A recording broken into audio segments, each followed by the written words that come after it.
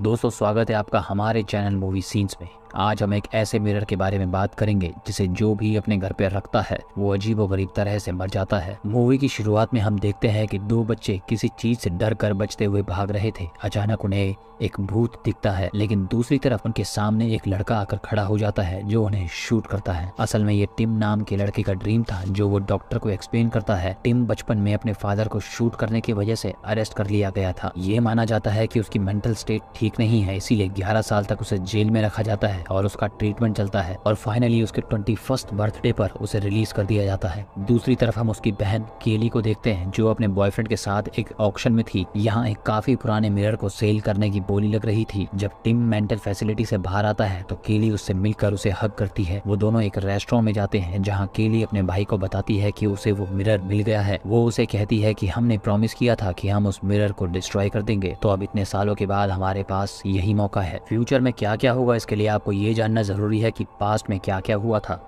अब हम 11 साल पहले का सीन देखते हैं जहां केली की फैमिली अपने नए घर में शिफ्ट कर रही थी। केली और टिम छोटे थे। वो दोनों एक दूसरे के साथ खेल रहे थे जब पहली बार वो मिरर घर में लाया गया था। इस मिरर को एलन के ऑफिस में रखा गया था। काफी दिन बीत जाते हैं जब मिरर की वजह से मैरी के सारे पौधे खराब हो गए थे और केली अपने पापा को ऑफिस में एक लड़की के साथ देख लेती है। डिनर करते समय केली अपने पापा से उस लड़की के बारे में पूछती है तो वो बात को इग्नोर करता है, जिससे मैरी को कुछ शक होने लगता है। हर एक बात को आप ध्यान से समझते रहना क्योंकि हर एक चीज कहानी का इंपॉर्टेंट हिस्सा है। प्रेजेंट टाइम में केली और टिम मिरर को दोबारा अपने पुराने घर में लाते हैं जहां केली ने ढेर सारे कैमरास लगा रखे थे। असल में केली प्रूफ्स कलेक्ट करना चाहती है जिससे ये पता चल जाए कि ये मिरर मायावी है। सबको इस बात पर बिलीव हो जाए कि उसके डैड के मर्डर के पीछे मिरर का ही हाथ था। केली ने ढेर सारे अलार्म्स, कुछ ग्रीन प्लांट्स और एक डॉग भी रखा था। टिम इतने साल तक साइकेट्रिस्ट के पास रहा जिसने उसे यकीन दिलाया कि उसका पास्ट और उसका मिरर का परसेप्शन सिर्फ उसका वहम था। टिम कहता है कि ये एक नॉर्मल मिरर है और ये सब करने की हमें जरूरत नहीं है। वो एक्सेप्ट करता है कि मेरे पापा का किसी के साथ अफेयर था जिसकी वजह से मेरी माँ पागल हो गई थी। पापा ने मम्मी को मारा और मैंने अपने पापा को मारा। केली ढेर सारी फोटोज निकालती है और उसे रिकॉर्ड करते हुए दिखाती है कि किस तरह से सैकड़ों सालों से इस मिरर के सभी ऑनर्स अजीब तरह से मरे और जिसने भी इस मिरर को डिस्ट्रॉय करने की कोशिश करी वो भी नहीं बचा। लेकिन ये मिरर आज तक बचा हुआ है। उसने वहाँ एक एंकर भी लगा रखा था।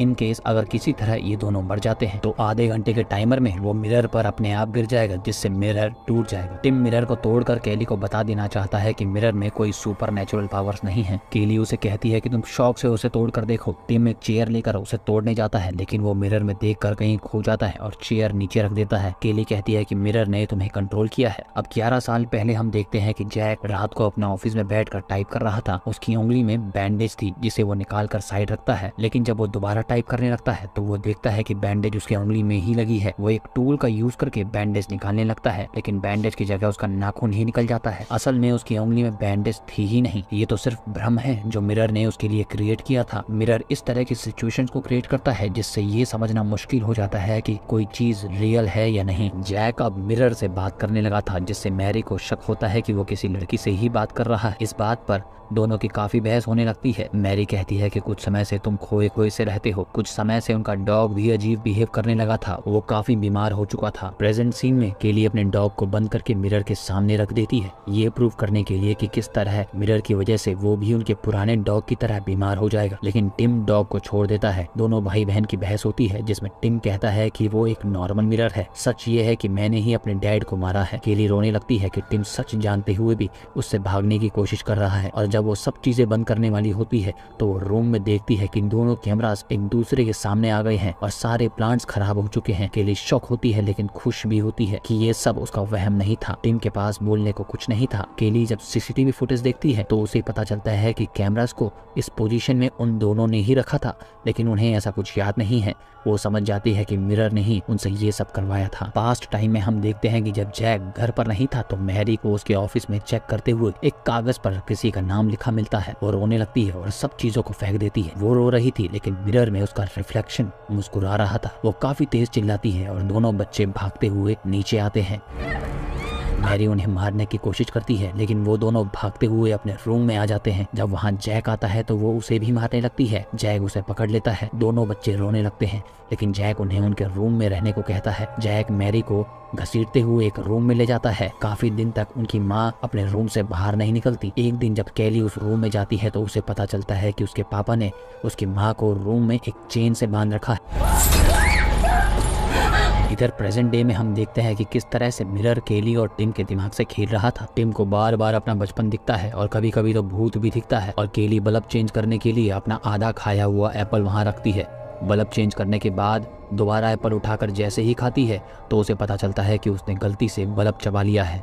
उसके मुंह से खून निकलने लगता है। जैसे ही वहाँ टिम आता है तो केली देखती है कि ये भी उसका वहम था, क्योंकि उसने बल्ब नहीं बल्कि एप्पल ही खाया था। वो काफी ज्यादा डर जाती है और समझ जाती है कि मिरर अब उनके दिमाग से खेल रहा है। कुछ देर बाद केली नींद से उठकर देखती है कि वो मिरर से चिपक कर खड़ी हो रखी है और एंकर के गिरने का टाइम हो चुका है। ये भी मिरर का बनाया हुआ खेल था, जिसमें उसने बिना केली के पता चले उसे वहां पर खड़ा कर दिया ताकि एंकर उसके ऊपर गिर जाए। वो जल्दी से एंकर को दोबारा रीसेट करती है। अचानक वहां लाइट चली जाती है तो वो पूरे घर में चार्जिंग बल्ब ऑन कर देती है और एक डेड प्लांट को लात मार देती है। उसे अपनी माँ के रूम में एक चेन और खून और प्लेट के टुकड़े दिखते हैं। वो खुद से कहती है कि ये रियल नहीं है। वो नीचे जाती है जहाँ उसे और टुकड़े दिखते हैं। वो एक टुकड़ा हाथ में ले लेती है और बाकी टुकड़ों की वीडियो बनाने लगती है जो कि कैमरे में नहीं दिख रहे थे। वो खुश होती है कि उसे मिरर की ट्रिक समझ आ गई थी। अचानक उसके पीछे उसकी मरी हुई माँ आ जाती है, जिसे वो अपने हाथ में लिए टुकड़े से मार देती है, लेकिन असल में ये उसका बॉयफ्रेंड था जिसे उसने मार दिया था। वो डर जाती है लेकिन समझती है कि ये रियल नहीं है। लेकिन जब वो टिम को भी दिख रहा था तो केली डरते हुए समझ जाती है कि उसने सच में अपने बॉयफ्रेंड को मार दिया है। इस तरह से मिरर ने उनके दिमाग से खेला। वो लोग घर के बाहर जाकर पुलिस को कॉल करते हैं। जैक अंदर जाने से मना करता है क्योंकि एंकर के गिरने का टाइम हो चुका है, जिससे मिरर अपने आप टूट जाएगा। लेकिन बाहर खड़े ये लोग देखते हैं कि वो दोनों इस समय अंदर भी हैं। उन्हें समझ नहीं आता कि रियल क्या है। वो दोनों अंदर जाते हैं जहाँ उन दोनों के डुप्लीकेट मिरर के सामने एक लड़की के साथ खड़े थे। ये लड़की इनसे जैक की आवाज में कहती है कि मैंने तुम्हें इस रूम में खेलने से मना किया था। पास्ट टाइम में हम देखते हैं कि केली और टिम प्लान करते हैं कि उन्हें उस मिरर को तोड़ना होगा, और मैरी जो कि काफी दिनों से चेन में बंधी हुई थी प्लेट के टुकड़े चबा रही थी, जिससे उसके दांत टूट रहे थे और मुंह से खून निकल रहा था। जैक अपनी गन में बुलेट्स भरता है और मैरी के पास जाकर उसकी चेन खोल देता है। मैरी खड़ी होती है और अपने बच्चों को मारने जाती है। केली अपने रूम से निकलकर खिड़की से बाहर कूद जाती है और मेन गेट से अंदर घुसती है तो उसकी माँ उसे जान से मारने लगती है, लेकिन अचानक होश में आकर उसे छोड़ देती है। तभी जैक उसे शूट कर देता है और दोनों बच्चे वहां से भागने लगते हैं। तभी ढेर सारे डायमंड्स उन्हें दिखते हैं। ये दोनों जाकर गोल्फ स्टिक से मिरर पर जोर जोर से मारते हैं, लेकिन देखते हैं कि असल में वो सिर्फ दीवार पर मार रहे थे। मिरर ने उन्हें खुद पर मारने ही नहीं दिया। वहां जैक आकर केली पे गन तान देता है और मारने वाला होता है कि टिम उसके हाथ पर मार देता है। जैक के हाथ से बंदूक छूट जाती है, लेकिन वो अपनी बेटी को मारने लगता है तो टिम उस पर गन तान देता है। अजीब बात ये थी कि जैक अपने घुटनों पर बैठकर